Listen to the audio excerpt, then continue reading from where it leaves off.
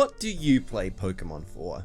Nowadays, with such an expansive and threatening amount of things to experience in this franchise, there's really something for everyone. You like battling? Go play in your local regional tournament. You like collecting? Go shiny hunt for 46 hours straight or spend like $600 on life-sized plushies. Buying food and utilities? Pfft, those are for squares, nobody needs them. Shut up. But hey, you know what's really the most important part of Pokemon? The part that everyone talks about? The biggest selling point of any Pokemon game.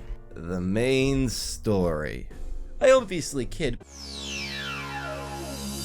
But regardless, any Pokemon game's story still ends up being a fairly hearty chunk of our experience and what we actually end up remembering about any particular game. And boy howdy did I experience Pokemon Sword and Shield's plot. Maybe just not in the way Game Freak intended me to. Because I didn't like it. Anyway, I'ma fix this one.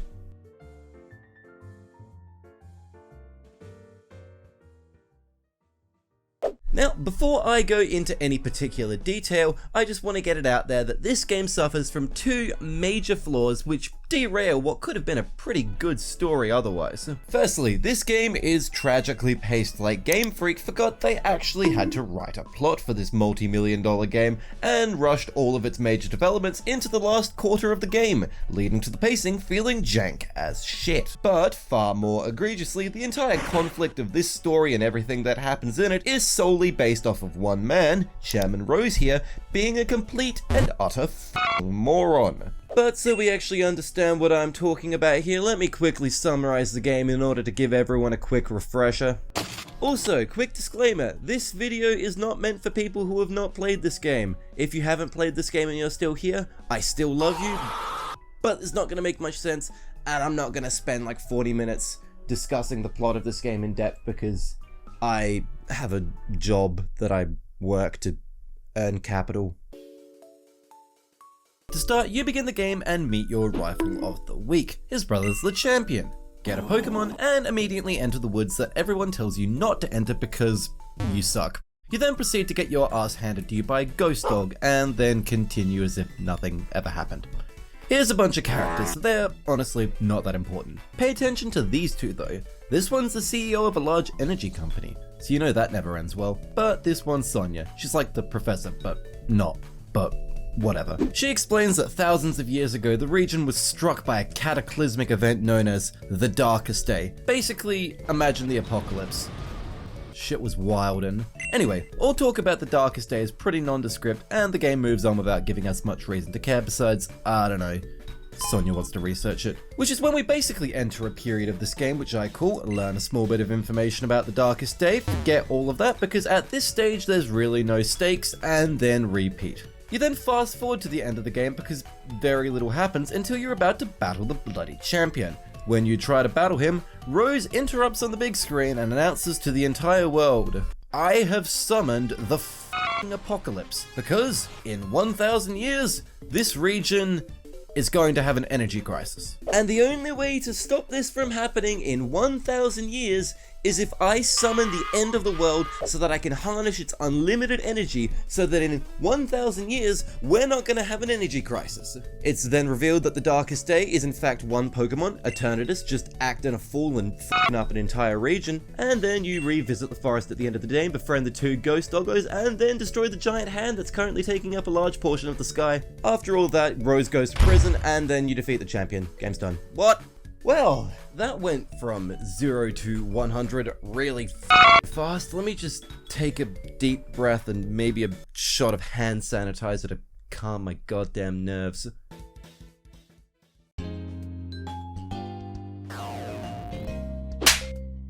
Okay, good lord.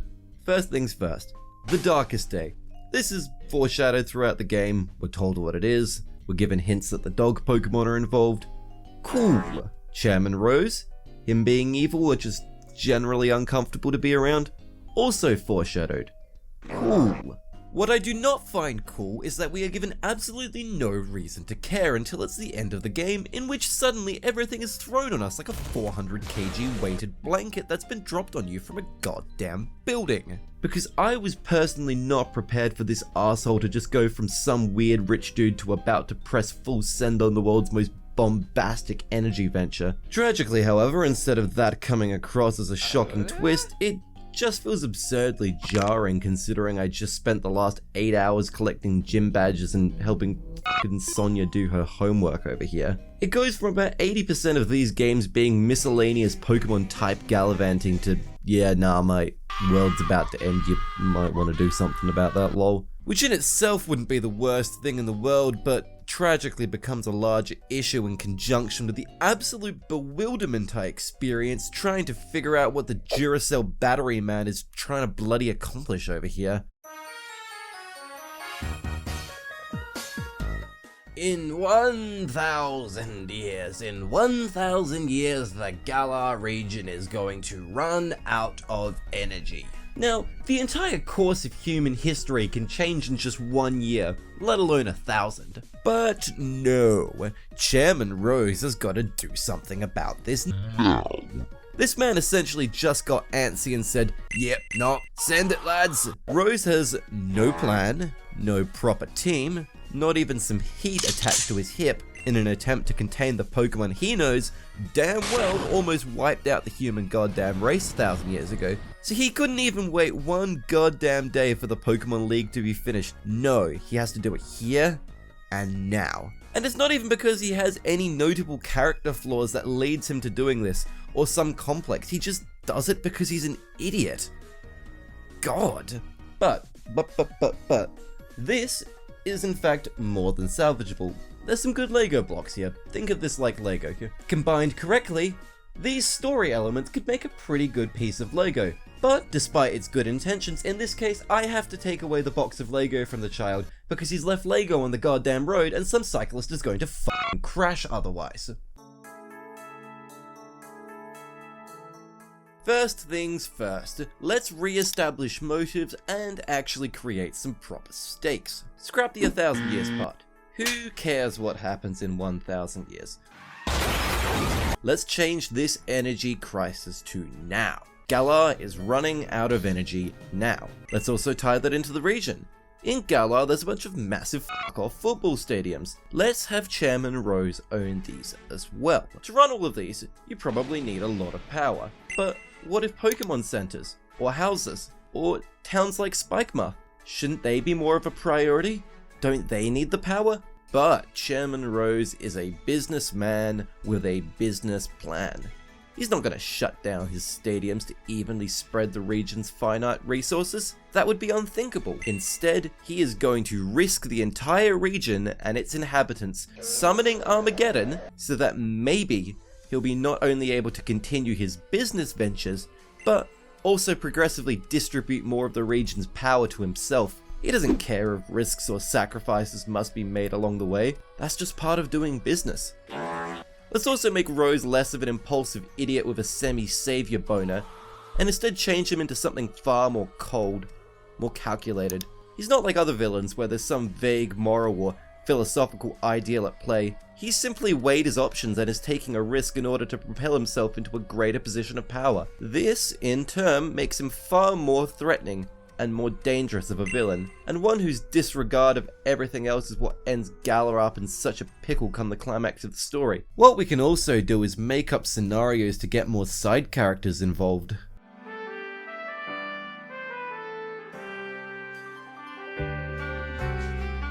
Have Leon be a reluctant champion who just benefits from the stadium but also sees the damage they do. Have Marnie and Piers be pissed at Rose for the state of their home city. Mess around and give Hop a station wagon. I don't know. I don't need to offer you an explanation.